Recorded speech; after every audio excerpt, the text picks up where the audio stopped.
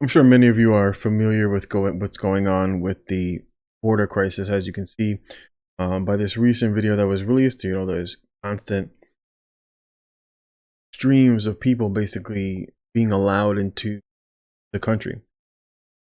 And of course, many of these individuals are coming from places like Honduras. Honduras is another communist country, very, very similar to America.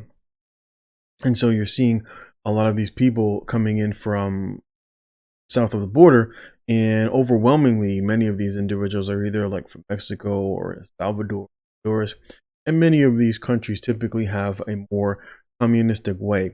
And in many of these places, what you're seeing is basic collapse, just like in Honduras. The homicide rate in Honduras, I believe, is the highest in the world when it comes to things like theft and robbery. I believe it's Honduras has the fifth highest rate of violence against women in the world. Every 18 hours, a woman is a victim of violent death. And of course, there's human trafficking, basically coming out of areas like this.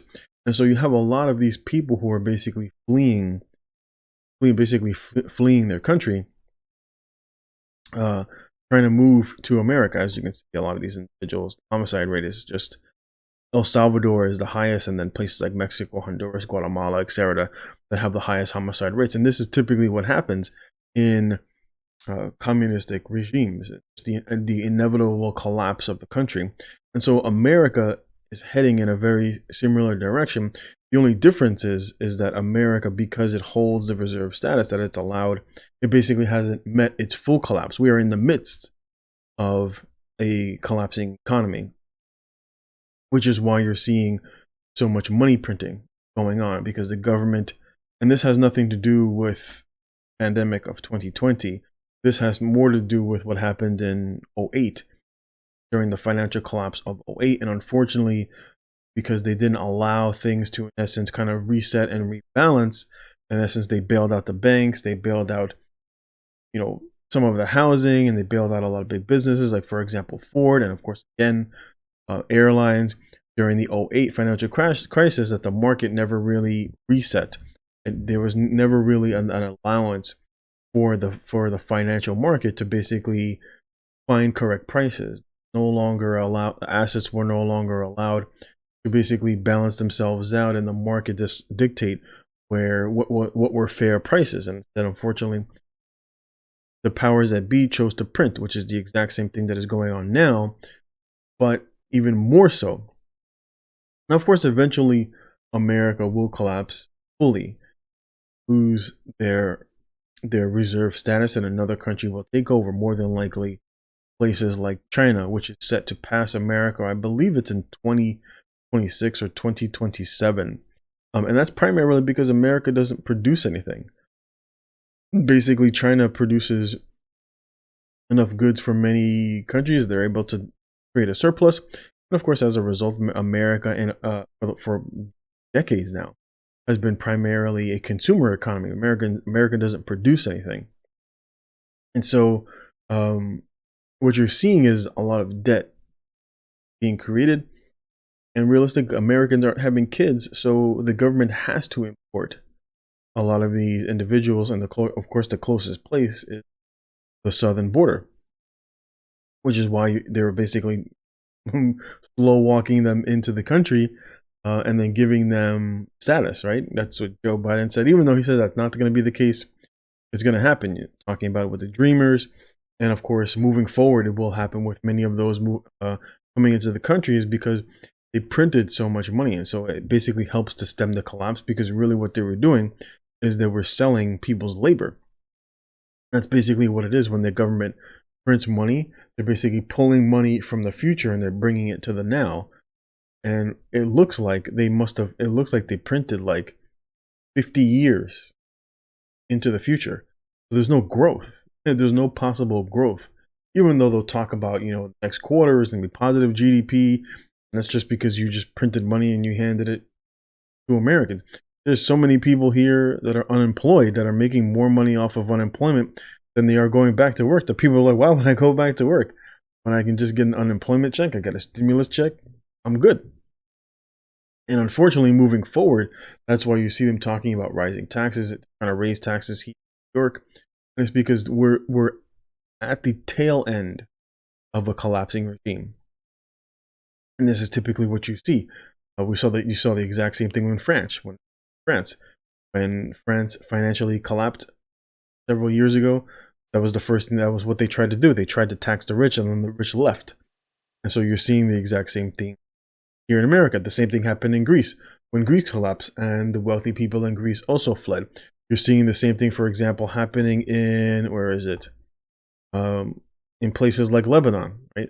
And a lot of the wealthy Lebanese left. And this is what happens. The countries become too engrossed in debt, and then they eventually collapse.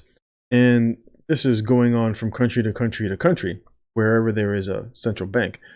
See it in many other countries, where all in Europe. Europe is doing the exact same thing. Canada, even China. China is having the exact same problem, but at least they produce. But moving forward, you're going to see, of course, more higher asset prices. You're going to see more and more of basically of this, where you're seeing more and more migrants that are going to be coming over the border.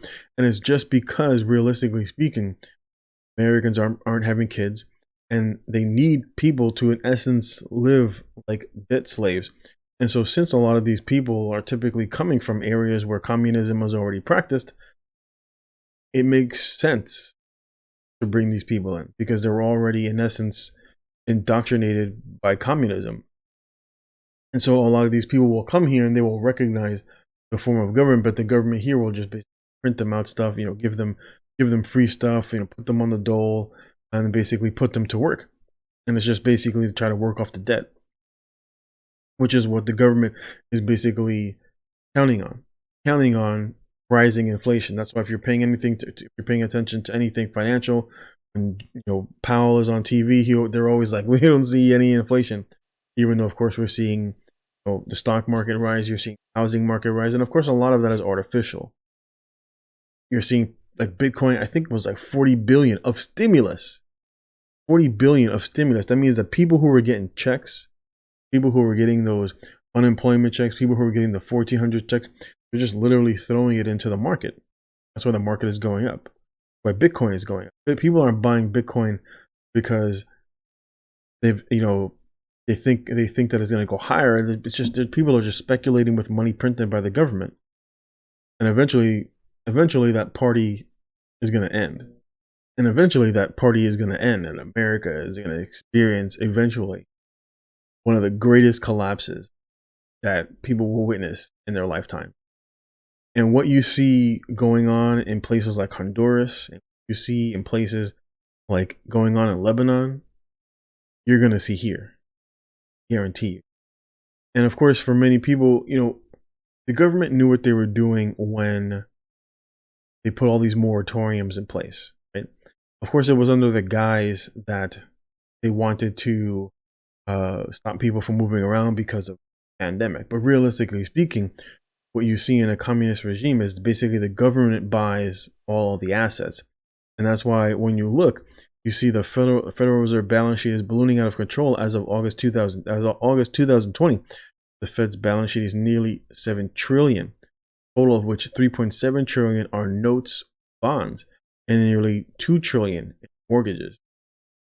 So all these homes that were the moratoriums, and you have people that haven't paid their mortgage, or they haven't paid their rent, and then like the other people, the other owners are trying to scramble to pay all this stuff off. But eventually what will happen, this is going to continue into 2022. This is going to continue into 2022, especially here in places like New York. They're already pushing for it till 2022. And what's going to happen is the government is going to buy up all land.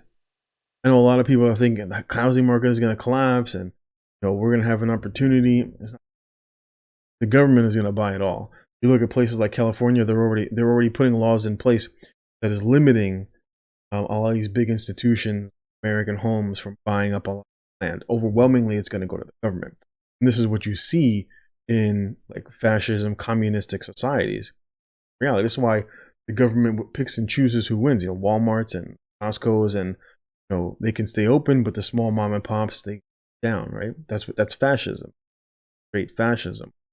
That's why you see like all of these businesses are basically in bed with the government, and this is what you see in a lot of these societies, whether Americans want to believe it or not.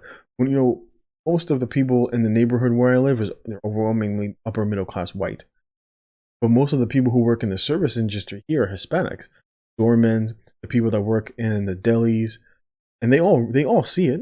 I talk to them and I asked them, I was like, "You guys see what's going on around? You witness the communism?" And they're like, "Yeah, it's like plain as day to these Hispanic people because that's where they came from. So they recognize as the sign." And I'm like, it's a shame that Americans don't see it. And they're like, "Yeah, they don't know what's going on. People are just blind. Either they're just blind or they just don't care."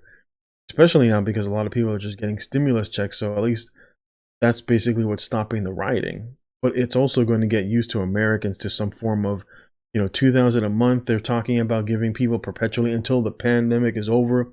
That they want to give people 2,000 a month. It's never going to be over. That they will continue to do this until the great collapse of America. And fortunate that people allow that to happen. But this is the inevitable reality of what's going on. For a lot of you men who are single and you have some sort of a skill, my advice is to start preparing. If you haven't been preparing, you should be preparing for the great exodus. You're going to want to do it sooner rather than later because eventually, if you're not someone who's looking to get the old jab, they're going to eventually require you. If you want to get on a plane, the airlines are talking about it now because the airlines are going bankrupt.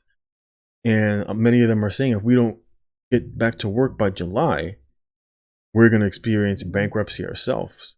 And so eventually something will trigger collapse, and it's going to be the bankruptcy of one of these, something big. Some big institution is going to file for bankruptcy, and then it's just going to domino, and then that'll be the end. Because eventually people are going to keep allowing America to keep on printing useless dollars. It's just not going to happen. We're already seeing it with China. China is already making separate deals excluding the U.S. Eventually you'll witness the collapse of America, and it's not too far off. You're going to see rising prices going into this year for food. Food prices are expected to skyrocket. Overwhelmingly in places here like New York. New York is going to be the highest taxed city in the whole country because they're bankrupt. And they got to pay for all these people who aren't working. Where do you think they're going to get the money for the UBI? They're just going to tax people. And the reality is the wealthy are going to leave. It's just going to happen. That's why you see so many wealthy people moving to Florida, or they're moving to places like Texas. Eventually it'll happen. They're talking about taxing drivers now because of the EV vehicles. And so instead of taxing people on gas, they're going to tax them on the number of miles that they drive. This is what you see, and then an eventual collapse. And of course, they're trying to stem off the collapse by allowing interest rates to rise. That's the plan. The plan is to let the interest rates rise so that they can balloon, so that they can inflate the debt away. I don't think it's going to happen. I just don't see it happening. You better be ready. Better be ready.